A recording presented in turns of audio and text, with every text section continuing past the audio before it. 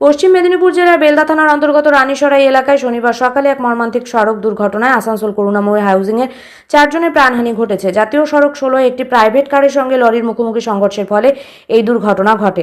স্থানীয় পুলিশ ও প্রত্যক্ষদর্শী সূত্রে জানা গেছে, ঘটনাস্থলে প্রাইভেট কারে থাকা 4 জনের মৃত্যু হয়। যে 4 জন মারা গিয়েছে তাদের পরিচয় পাওয়া গেল। একজনের নাম হচ্ছে কার্তিক লাহিড়ী, ঠিকাদার সংস্থায় রয়েছে অর্থাৎ ব্যবসায়ী অতনু গুহ, ব্যবসায়ী হিমাদ্রি শেখর পাত্র, প্রাইমারি স্কুলের শিক্ষক বিশ্বজিৎ মণ্ডল আসানসোলের চুরুলিয়া বেসরকারি পাওয়ার প্ল্যান্টে কাজ করে।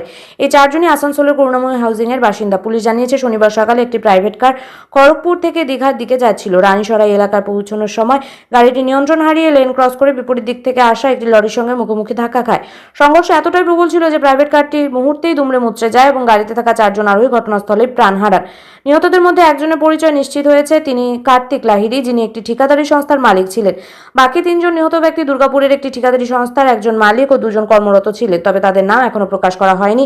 পুলিশ মৃতদেহগুলি উদ্ধার করে ময়নাতদন্তের জন্য নিকটবর্তী হাসপাতালে পাঠিয়েছে। ঘটনার খবর পাওয়া মাত্রই বেলদা পুলিশ ও সড়ক প্রশাসনের কর্মীরা ঘটনাস্থলে পৌঁছে উদ্ধার কাজ শুরু করে। গ্যাস কাটার দিয়ে কাটার গাড়িটা কাজ করা হচ্ছে। দুর্ঘটনার কারণে জাতীয় সড়কে কিছুক্ষণের জন্য যান চলাচল ব্যাহত হয়, তবে পুলিশ দ্রুত পরিস্থিতি নিয়ন্ত্রণে আনে। পুলিশ এই বিষয়ে বিস্তারিত তদন্ত শুরু করেছে।